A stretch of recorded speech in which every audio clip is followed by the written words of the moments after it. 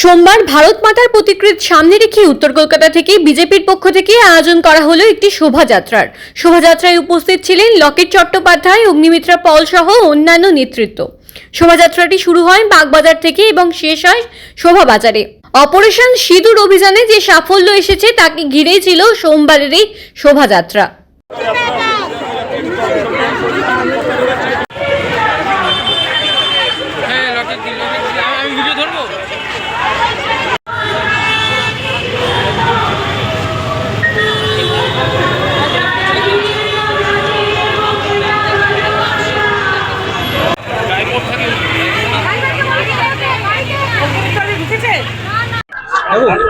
সবকটা ঘুম আসছে।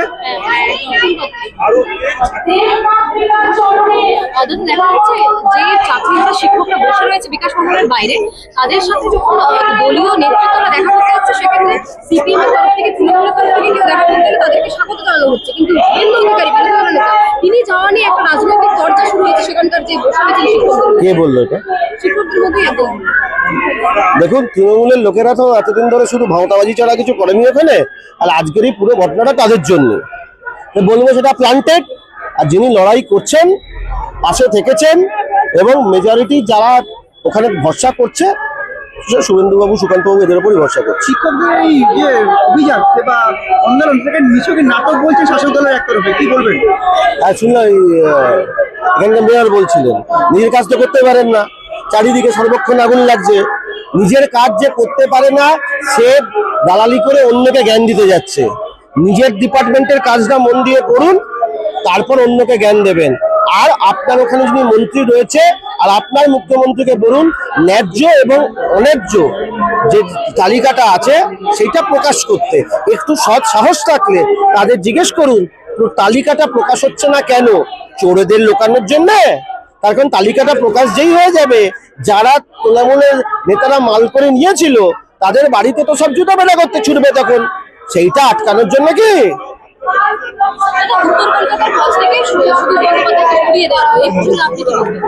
আমি তো বেশ কিছুদিন আগে গিয়ে থানায় ডায়েরি করেছিলাম, ওদের খুঁজে পাওয়া যাচ্ছে না। আমি তো বলবো সেদিন আমি যে থানায় ডায়েরিটা করেছিলাম যে উত্তর কলকাতার এমপি কে খুঁজে পাওয়া যাচ্ছে না, সুদীপ বন্দ্যোপাধ্যায়কে সঠিক করেছিলাম। তার কারণ হচ্ছে আজকের দিনে দাঁড়িয়ে তৃণমূল তাকে সরিয়ে দিয়েছে এবং দেখলাম যে অপারেশন সিন্দুরের যে ডেলিগেশন টিম যাচ্ছে সেই ডেলিগেশন টিম থেকেও নাকি উনি সরে দাঁড়িয়েছেন যে অসুস্থতার কারণে। এবং তার সাথে বহরমপুরের এমপিকেও দেখলাম তিনি যাচ্ছেন না। কেন যাচ্ছেন না? অপারেশন সিন্দুরে তাদের কি স্ট্যান্ড তারাই ক্লিয়ার করবেন। এবং অপারেশন সিন্দুর নিয়ে বহরমপুরের এমপিও যাচ্ছেন না, উত্তর কলকাতার এমপিও যাচ্ছেন না। কেন যাচ্ছেন না সেটা বলতে পারবো না। উনি অসুস্থতার কারণ দেখিয়েছেন, অসুস্থতার কারণ দেখিয়ে মানে উনি যদি অন্য কোনো জায়গায় যান এটা আমরাও লক্ষ্য রাখবো। অসুস্থতা থেকে শুধু এই ডেলিগেশন টিম গেলে অপারেশন সিন্দুরের হয়ে কথা বলতে গেলে, ইউএন বা বিভিন্ন দেশে কথা বলতে গেলে সেইটার ব্যাপারে থাকছে অসুস্থতা, নাকি সত্যিই অসুস্থতা, নাকি আমরা যেটা বলেছিলাম সত্যি নাকি খুঁজে পাওয়া যাচ্ছে না সেটা বুঝেছে নিশ্চয়ই।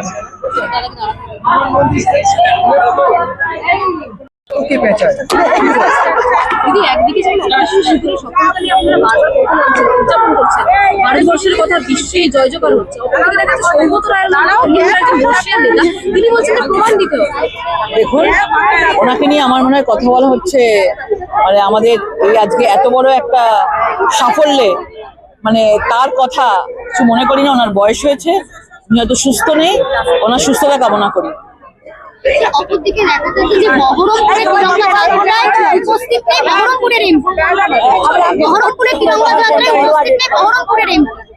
দেখুন, আপনারা জানেন যে পাকিস্তানেও তৃণমূলকে নিয়ে, মমতা বন্দ্যোপাধ্যায়কে নিয়ে কথা বলা হয়। তো সেখানে এত বড় একটা ভারতীয় সেনাবাহিনীর জয়, সেটা তৃণমূলের কাছে, অন্তত সারা দেশের কাছে বিরাট সাফল্য পেল, তৃণমূলের কাছে সেটা অনেক বড় ব্যাপার। কেননা এই 30% রাজনীতির ওপরে তৃণমূল ভরসা করে থাকে। ওনাদের পাকিস্তান মানে দেশের মধ্যে থেকে দেশ বিরোধী কথা বলে, সেই জন্য আপনারা দেখবেন যে কোনো দেশাত্মবোধক জিনিসে ওনাদের কোনো জায়গা থাকে না। শুধু মুখ রক্ষা করার জন্য আজকে তৃণমূল সরকার দেশের সেনাবাহিনীর জন্য শুধুমাত্র রাস্তায় নেমেছে, আর কিছু নেই। কেননা তৃণমূলের লোকজন চায় না, তারা টেররিজম চায়। এই জন্য তারা সন্ত্রাস বিরোধী যে প্রতিনিধিরা যাচ্ছে সেখানে যাচ্ছে, এটা পরিষ্কার হয়ে গেল তারা চায় টেররিজমের পক্ষে রয়েছে সেই জন্য।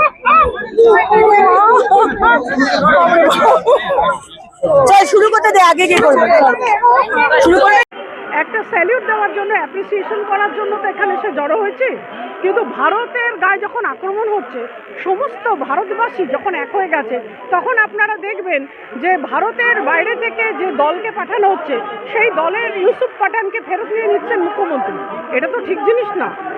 আমরা তো ইউসুফ পাঠানকে পাঠাতে চেয়েছি ভারতবাসী হিসেবে, একজন ভারতীয় হিসেবে।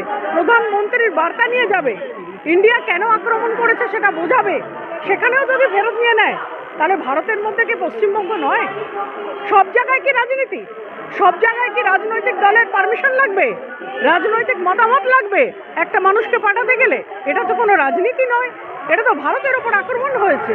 ভারত একটা ডিফেন্সিভ অফেন্স করে, in defence India has taken the stand, সেটা এক্সপ্লেন করবে একটা দল। এর মধ্যে রাজনীতি কোথায়, এর মধ্যে পারমিশন কোথায়, এর মধ্যে কি আছে? কিছু নেই। কিন্তু সেখানে দেখা যাবে তৃণমূল যেখানে তিরঙ্গা যাত্রা করছে, সেখানে তাদেরই প্রতিনিধি যাচ্ছে, তাদের এমপি, তিনি বলছে যে প্রমাণ চাই। প্রমাণটা কি? সেটা পাকিস্তানে যাক, প্রমাণ শুধু মানুষটা লোপাট হয়ে যাবে। সফলতায় আপনারা বারবার পথে নামছেন, উদযাপন করছেন, ভারতবর্ষের কথা বিশ্বে জয় জয়কার হচ্ছে। অপরদিকে দেখা যাচ্ছে সৌগত রায়ের মতো তৃণমূলের একজন বর্ষিয়ান নেতা, তিনি বলছেন যে প্রমাণ দিতে হবে। দেখুন, ওনাকে নিয়ে আমার মনে হয় কথা বলা হচ্ছে মানে আমাদের এই আজকে এত বড় একটা সাফল্যে, মানে তার কথা কিছু মনে করি না। ওনার বয়স হয়েছে, উনি হয়তো সুস্থ নেই, ওনার সুস্থতা কামনা করি।